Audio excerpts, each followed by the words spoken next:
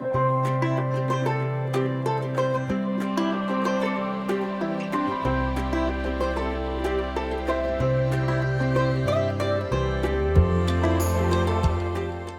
everyone, it's Maxine from Northumberland Zoo. Thank you for tuning in. You don't want to miss today's video. We are going to be showing you something unbelievably cute and unbelievably miraculous. Here at the zoo, as all the staff, we've been absolutely besotted by unexpected arrival. To those of you who don't know, we have got 2 Highland cows on site, and we were expecting calves at the end of June, beginning of July. However, Martha the cow decided that she wanted to give us a little surprise, and she gave us one of them at the end of April, putting the calf at an estimated premature age of around 8 weeks plus.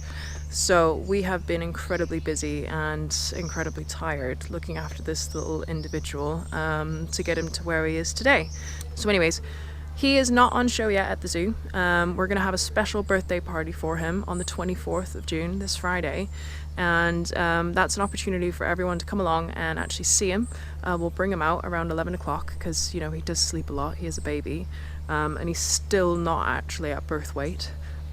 So yeah, we will be bringing him out at 11 for the press and for our visitors to see him, and he can stay out until he falls asleep.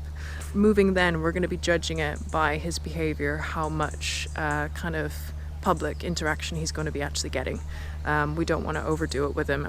We don't want to let anybody down, but we also can't really keep it a secret much more because he's got legs and he runs really fast, and there's a few times now where he's ran off in the wrong direction and kind of ran into people, and it's like, oh gosh. So it's really hard to keep him a secret now. But yeah, we hope that you enjoyed the video, and we hope that you come along and meet Dozer. We're gonna have a special Highland cow birthday cake on Friday and special cupcakes as well to celebrate, because he's such a special little guy and he's really touched the hearts of everyone down here at Northumberland Zoo, and we know that you're gonna love him too. And check out our TikTok videos because there's some super cute Dozer cough videos on there as well.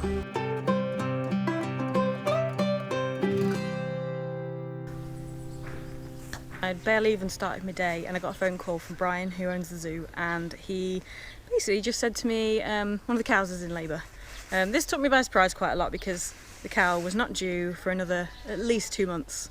Obviously I went straight over to find out what was going on, and yeah, Martha, the Highland cow, was fully bagged up and looking a bit uncomfortable, like she was going to go into labour.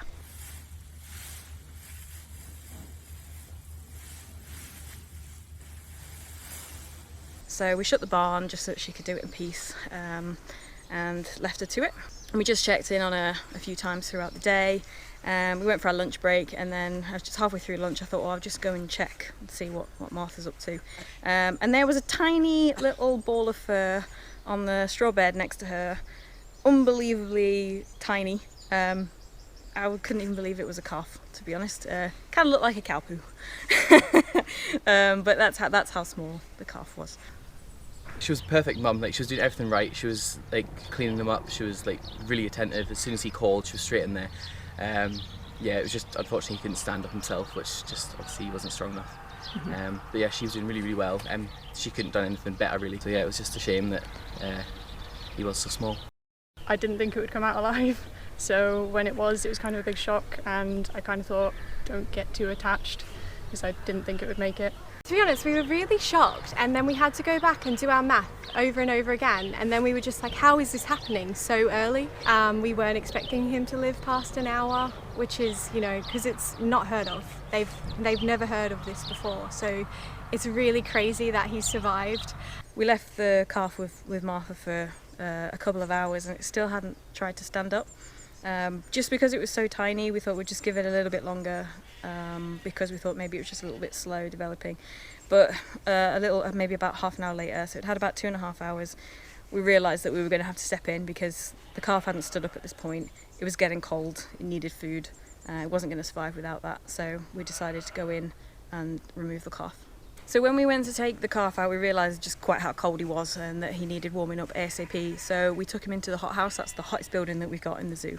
So we wrapped him in blankets, we took him in there, had him under the heater.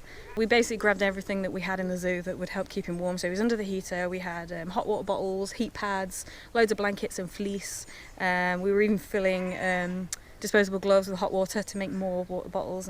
I would have to say that we weren't thinking that he was going to make it through.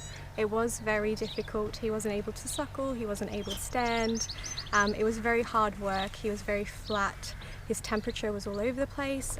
So it was a very difficult time for everybody because we were just very much not sure how long we had him for.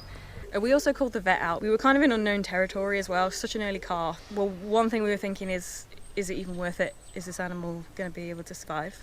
And secondly, we just wanted to get some veterinary advice because we were trying to get the colostrum in him, keep him warm, but it really wasn't very easy because he was so weak and so tiny. So when the vet arrived, he was quite shocked at how small the calf was. Didn't give us a good prognosis.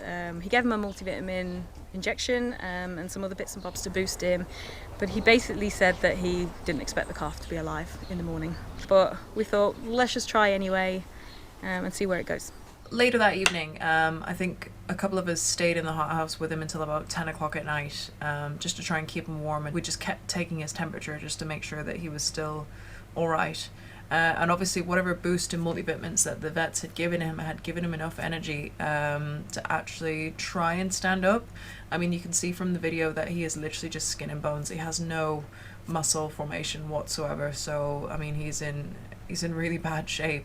But he was trying, and that's what absolutely blew all of our minds, was the fact that here's this little thing has been dumped on Earth far too early, but he was still trying to survive. So I mean, that gave us a glimmer of hope, which, you know, was just a massive surprise. I live on site, so I popped back in the morning, probably about 3 a.m, just to see if I could get him to take any milk, because he had hardly had anything on his stomach, and I didn't want him to go all night without any food. And yeah, at 3 a.m. he was still alive, which I couldn't believe, first of all. But then he took like 50 to 100 mils that night. So, you know, it was just properly just surprising. And again, I didn't know if he would still be there the next morning. So he was just mind-blowing from day one.